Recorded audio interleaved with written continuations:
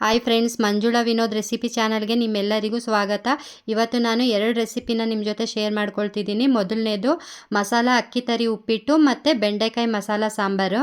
ಬನ್ನಿ ಮೊದಲನೇದಾಗಿ ಮಸಾಲ ಅಕ್ಕಿ ತರಿ ಉಪ್ಪಿಟ್ಟನ್ನ ಹೇಗೆ ಮಾಡೋದು ಅಂತ ನೋಡ್ಕೊಂಡು ಬರೋಣ. ಇದಕ್ಕೆ ಸ್ಟವ್ ಹಚ್ಚಿ ಒಂದು ಕಡಾಯಿ ಇಟ್ಟು ಅದಕ್ಕೆ ಕಡಲೆಕಾಯಿ ಎಣ್ಣೆ ಹಾಕಿದ್ದೀನಿ. ಇದಕ್ಕೆ ಸ್ವಲ್ಪ ಜಾಸ್ತಿ ಎಣ್ಣೆನೇ ಹಾಕೋಬೇಕು. ಒಗ್ಗರಣೆಗೆ ಸಾಸಿವೆ, ಕಡಲೆಬೇಳೆ, ಗೋಡಂಬಿ ಹಾಕಿ ಚೆನ್ನಾಗಿ ಫ್ರೈ ಮಾಡಬೇಕು. ನೀವು ಗೋಡಂಬಿ ಬದಲು ಕಡಲೆಕಾಯಿ ಬೀಜನ ಹಾಕೋಬೋದು, ತುಂಬ ಚೆನ್ನಾಗಿರುತ್ತೆ. ಇದೆಲ್ಲ ಚೆನ್ನಾಗಿ ಫ್ರೈ ಆದಮೇಲೆ ಇದಕ್ಕೆ ಒಣಮೆಣ್ಸಿನ್ಕಾಯಿ, ಹಸಿಮೆಣ್ಸಿನ್ಕಾಯಿ, ಕರ್ಬೇವಿನ ಸೊಪ್ಪು, ಸಣ್ಣದಾಗಿ ಕಟ್ ಮಾಡಿ ಇಟ್ಟಿರೋ 2 ಈರುಳ್ಳಿನ ಹಾಕಿ ಚೆನ್ನಾಗಿ ಫ್ರೈ ಮಾಡ್ತಾ ಇದ್ದೀನಿ. ಈರುಳ್ಳಿನ ಸ್ವಲ್ಪ ಕಲರ್ ಚೇಂಜ್ ಆಗೋವರೆಗೂ ಫ್ರೈ ಮಾಡಿಕೊಂಡ್ರೆ ಸಾಕು. ಇದಕ್ಕೆ ನಾನು 2 ಟೊಮೊಟೊ ಕಟ್ ಮಾಡಿ ಇಟ್ಕೊಂಡಿದ್ದೆ, ಅದನ್ನು ಹಾಕಿ ಚೆನ್ನಾಗಿ ಫ್ರೈ ಮಾಡ್ತಿದ್ದೀನಿ. ನಾನಿಲ್ಲಿ ತರಕಾರಿ ಉಪ್ಪಿಟ್ಟು ಮಾಡ್ತಾ ಇರೋದ್ರಿಂದ ಇಲ್ಲಿ ತರಕಾರಿ ನಾನು ಆಲೂಗೆಡ್ಡೆ, ಕ್ಯಾರೆಟು, ಬೀನೀಸು ಈ 3 ಉಪಯೋಗಿಸ್ತಿದ್ದೀನಿ.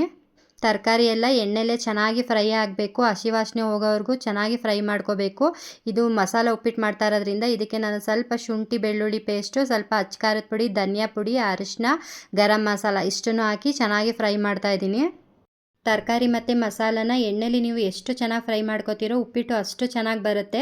ಹಸಿ ಸ್ಮೆಲ್ಲೆಲ್ಲ ಇಲ್ಲೇ ಹೋಗಿರೋದ್ರಿಂದ ಉಪ್ಪಿಟ್ಟು ತುಂಬ ಟೇಸ್ಟಿಯಾಗಿ ಚೆನ್ನಾಗಿರುತ್ತೆ. ಎಣ್ಣೆಲಿ ತರಕಾರಿ ಮತ್ತು ಮಸಾಲ ಎಲ್ಲ ಚೆನ್ನಾಗಿ ಫ್ರೈ ಆಗ್ತಿದೆ. ಇವಾಗ ನಾವು ರುಚಿಗೆ ತಕ್ಕಷ್ಟು ಉಪ್ಪು, ಬಿಸಿ ನೀರನ್ನ ಹಾಕಿ ತರಕಾರಿ ಎಲ್ಲ ಚೆನ್ನಾಗಿ ಕುದಿಯೋದಕ್ಕೆ ಬಿಡಬೇಕು. ಇದು ಕುದಿ ಬರೋವರೆಗೆ ನಾವು ಈ ಕಡೆ ಅಕ್ಕಿ ತರಿನ ಹುರ್ಕೊಳ್ಳೋಣ. ಅದಕ್ಕೆ ಸ್ಟವ್ ಆನ್ ಮಾಡಿ ಒಂದು ಕಡಾಯಿ ಇಟ್ಟು ಸ್ವಲ್ಪ ತುಪ್ಪ ಹಾಕಿ ಅಕ್ಕಿ ತರಿನ ಹಾಕಿ ಚೆನ್ನಾಗಿ ಹುರ್ಕೊಳ್ಬೇಕು. ಒಂದು 5 ನಿಮಿಷನಾದರೂ ಇದನ್ನು ಚೆನ್ನಾಗಿ ಹುರಿಬೇಕು. ಹುರಿದಿಟ್ಕೊಂಡಿರೋ ಅಕ್ಕಿ ತರಿನ ಕುದೀತಾ ಇರೋ ನೀರಿಗೆ ಸ್ವಲ್ಪ ಸ್ವಲ್ಪ ಹಾಕಿ ಚೆನ್ನಾಗಿ ಬಾಡಿಸ್ಕೊಳ್ತಾ ಬರಬೇಕು. ಸಣ್ಣ ಉರಿಲೇ ನಾವು ಬಾಡಿಸ್ಕೊಳ್ತಾ ಬರಬೇಕು. ನೋಡಿ ಈಗ ಆಗ್ತಾ ಬರ್ತಾ ಇದೆ. ಇವಾಗ ನಾವು ಕೊತ್ತಂಬರಿ ಸೊಪ್ಪು, ಸ್ವಲ್ಪ ತೆಂಗಿನಕಾಯಿ ತುರಿ ಹಾಕಿ ಚೆನ್ನಾಗಿ ಮಿಕ್ಸ್ ಮಾಡಿ ಇದನ್ನು ಚೆನ್ನಾಗಿ ಹರಡ್ಕೊಳ್ಳೋಕ್ಕೆ ಬಿಡಬೇಕು. ಒಂದು 5 ನಿಮಿಷ ಸಣ್ಣ ಉರಿಲಿ ನಾವು ಲಿಡ್ನ ಮುಚ್ಚಿಟ್ಟು ಇದನ್ನು ಬೇಯಿಸ್ಕೊಂಡ್ರೆ ಅಕ್ಕಿ ತರಿ ಉಪ್ಪಿಟ್ಟು ರೆಡಿ ಆಗುತ್ತೆ. ಸ್ಪೈಸಸ್ ಎಲ್ಲ ಕಮ್ಮಿ ಹಾಕಿ ಮಾಡಿರೋದ್ರಿಂದ ಉಪ್ಪಿಟ್ಟು ತುಂಬ ಚೆನ್ನಾಗಿರುತ್ತೆ. ನೀವು ಮಾಮೂಲಿ ಬನ್ಸಿ ರವೆ ಉಪ್ಪಿಟ್ಟು ಮತ್ತು ಬಾಂಬೆ ರವೆ ಉಪ್ಪಿಟ್ಟೆಲ್ಲ ಮಾಡ್ತಾ ಇರ್ತೀರ, ಈ ಥರ ಒಂದ್ಸಲ ಉಪ್ಪಿಟ್ಟನ್ನ ಮಾಡಿ, ತುಂಬ ಚೆನ್ನಾಗಿರುತ್ತೆ. ಇದನ್ನು ಬ್ರೇಕ್ಫಾಸ್ಟ್ಗೆ ಅಂತಲೇ ಅಲ್ಲ, ಸಂಜೆ ಹೊತ್ತು 1 ಟೈಮ್ಗೆ ಏನಾದರೂ ಮಾಡ್ಕೋಬೇಕು ಅಂದಾಗ ಈ ಥರ ಬಿಸಿ ಬಿಸಿಯಾಗಿ ಅಕ್ಕಿ ತರಿ ಉಪ್ಪಿಟ್ಟು ಮಾಡ್ಕೊಳ್ಳೋದ್ರಿಂದ ತುಂಬ ಟೇಸ್ಟಿಯಾಗಿ ಚೆನ್ನಾಗಿರುತ್ತೆ. ಈ ಉಪ್ಪಿಟ್ಟಿಗೆ ನಾವು ಮೆಜರ್ಮೆಂಟನ್ನು 1 ಕಪ್ ಅಕ್ಕಿ ತರಿ ತೊಗೊಂಡ್ರೆ 2.5 ಕಪ್ಪು ನೀರು ತೊಗೋಬೇಕು. ಆಗ ಮಸಾಲ ಅಕ್ಕಿ ತರಿ ಉಪ್ಪಿಟ್ಟು ತುಂಬ ಉದ್ರಾಗಿ ಚೆನ್ನಾಗಾಗುತ್ತೆ. ನೋಡಿ ಅಕ್ಕಿ ತರಿ ಉಪ್ಪಿಟ್ಟು ರೆಡಿ ಆಯಿತು. ಬನ್ನಿ ಇವಾಗ ಇನ್ನೊಂದು ರೆಸಿಪಿ ಬೆಂಡೆಕಾಯಿ ಮಸಾಲ ಸಾಂಬಾರು ಹೇಗೆ ಮಾಡೋದು ನೋಡ್ಕೊಂಡು ಬರೋಣ. ಇಲ್ಲಿ ಇಂಗ್ರೀಡಿಯೆಂಟ್ಸ್ ಎಲ್ಲ ತೋರಿಸ್ತಾ ಇದ್ದೀನಿ ನೋಡಿ. ಮಸಾಲ ಗ್ರೈಂಡ್ ಮಾಡ್ಕೊಳ್ಳೋದಕ್ಕೆ ಮತ್ತು ಸಾಂಬಾರು ಒಗ್ಗರಣೆ ಹಾಕೋದಕ್ಕೆ ಎರಡಕ್ಕೂ ಇಂಗ್ರೀಡಿಯೆಂಟ್ಸ್ನ ತೋರಿಸಿದ್ದೀನಿ. ಬನ್ನಿ ಇವಾಗ ಮಸಾಲಾನ ರೆಡಿ ಮಾಡ್ಕೊಳ್ಳೋಣ. ಇದಕ್ಕೆ ಒಂದು ಕಡಾಯಿ ಇಟ್ಟು ಅದಕ್ಕೆ ಸ್ವಲ್ಪ ಎಣ್ಣೆ, 1-2 ಈರುಳ್ಳಿ ಹಾಕ್ಕೊಂಡಿದ್ದೀನಿ ನಾನು, ಹಾಗೆ 1-2 ಟೊಮೊಟೊ ಹಾಕ್ಕೊಂಡಿದ್ದೀನಿ. ನೀವು ಯಾವುದೇ ಮಸಾಲ ಸಾಂಬಾರು ಮಾಡಬೇಕಾದ್ರೂ ಈ ಥರ ಫ್ರೈ ಮಾಡೋದ್ರಿಂದ ಸಾಂಬಾರು ತುಂಬ ಟೇಸ್ಟಿಯಾಗಿ ಚೆನ್ನಾಗಿ ಬರುತ್ತೆ.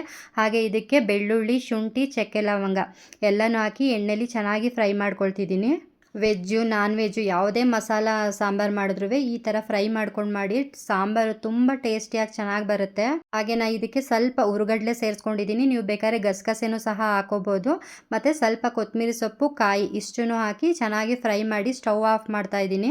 ಎಲ್ಲನೂ 1-2 ನಿಮಿಷ ಫ್ರೈ ಮಾಡಿದ್ಮೇಲೆ ಸ್ಟವ್ ಆಫ್ ಮಾಡಿಬಿಡಬೇಕು, ಇಲ್ಲ ಅಂತಂದರೆ ಕಾಯಿ ತುರಿ ಎಲ್ಲ ತಳ ಹಟ್ಬಿಡುತ್ತೆ. ಈಗ ಇದನ್ನು ಮಿಕ್ಸಿ ಜಾರ್ಗೆ ಹಾಕ್ಕೊಂಡು ಅದಕ್ಕೆ ನಾನು ಮಸಾಲ ಪೌಡ್ರ್ ಹಾಕ್ಕೊಳ್ತಾ ಇದ್ದೀನಿ. ಮಸಾಲ ಪೌಡ್ರ್ ಅಂತಂದರೆ ಧನಿಯಾ, ಅಚ್ಚ ಖಾರದ ಪುಡಿ, ಅರಿಶಿನ ಇಷ್ಟನ್ನು ಹಾಕಿ ಗ್ರೈಂಡ್ ಮಾಡ್ತಾ ಇರೋದು ನಾನು. ಈಗ ನಾನು ಸಾಂಬಾರಿಗೆ ಒಗ್ಗರಣೆ ಹಾಕ್ಕೊಳ್ತಾ ಇದ್ದೀನಿ. ಮೊದಲು ಒಂದು ಕಡಾಯಿ ಇಟ್ಟು ಅದಕ್ಕೆ ಸ್ವಲ್ಪ ಎಣ್ಣೆ, ಸಾಸಿವೆ, ಕರ್ಬೇವಿನ ಸೊಪ್ಪು, ಈರುಳ್ಳಿ ಇಷ್ಟು ಹಾಕಿ ಚೆನ್ನಾಗಿ ಫ್ರೈ ಮಾಡ್ತಿದ್ದೀನಿ. ಇದಕ್ಕೆ ಗ್ರೈಂಡ್ ಮಾಡಿರೋ ಮಸಾಲೆನ ಹಾಕಿ ನಿಮಗೆ ಎಷ್ಟು ಕನ್ಸಿಸ್ಟೆನ್ಸಿ ಬೇಕು, ಅಂದರೆ ಸಾಂಬಾರು ಎಷ್ಟು ತೆಳು ಬೇಕು ಅಥವಾ ಗಟ್ಟಿ ಬೇಕು ನೋಡಿ ಅದಕ್ಕೆ ನೀರನ್ನು ಆ್ಯಡ್ ಮಾಡ್ಕೊಳ್ಳಿ. ನೀವು ಈ ಥರ ಮಸಾಲೆ ಎಲ್ಲ ಹುರಿದು ಗ್ರೈಂಡ್ ಮಾಡಿ ಸಾಂಬಾರು ಮಾಡೋದ್ರಿಂದ ಮಸಾಲ ಸಾಂಬಾರು ತುಂಬ ಟೇಸ್ಟಿಯಾಗಿರುತ್ತೆ. ಗ್ರೈಂಡ್ ಮಾಡಿರೋ ಮಸಾಲೆ ಎಲ್ಲ ಹಾಕಿ ಸಾರು ಚೆನ್ನಾಗಿ ಕುದಿ ಬರ್ತಾ ಇದೆ ಅಂದಾಗ ಇದಕ್ಕೆ ರುಚಿಗೆ ತಕ್ಕಷ್ಟು ಉಪ್ಪು ಹಾಕಿ ಲಿಡ್ಡನ್ನು ಮುಚ್ಚಿಡಬೇಕು. ಈಗ ನಾವು ಸಾಂಬಾರಿಗೆ ಹುರಿದಿರೋ ಬೆಂಡೆಕಾಯಿನ ಹಾಕಿ ಒಂದು 10 ನಿಮಿಷ ಕುದಿ ಬಿಡಬೇಕು. ಬನ್ನಿ ಇವಾಗ ಬೆಂಡೆಕಾಯಿನ ಹುರ್ಕೊಳ್ಳೋಣ. ಅದಕ್ಕೆ ಒಂದು ಕಡಾಯಿ ಇಟ್ಟು 1 ಸ್ಪೂನ್ ಎಣ್ಣೆ ಹಾಕಿ ಉದ್ದುದಾಗಿ ಕಟ್ ಮಾಡಿರೋ ಬೆಂಡೆಕಾಯಿನ ಹಾಕಿ ಒಂದು 5 ನಿಮಿಷ ಚೆನ್ನಾಗಿ ಹುರ್ಕೊಳ್ಬೇಕು. ಸಾಂಬಾರಿಗೆ ನಾವು ಈ ಥರ ಉದ್ದುದಾಗಿ ಬೆಂಡೆಕಾಯಿನ ಕಟ್ ಮಾಡ್ಕೋಬೇಕು. ಸಾಂಬಾರು ಆವಾಗ ತುಂಬ ಚೆನ್ನಾಗಿರುತ್ತೆ. ನೋಡಿ ಬೆಂಡೆಕಾಯಿ ಫ್ರೈ ಆಗಿದೆ. ಇವಾಗ ನಾವು ಇದನ್ನ ಮಸಾಲೆಗೆ ಸೇರಿಸ್ಕೊಳ್ಳೋಣ.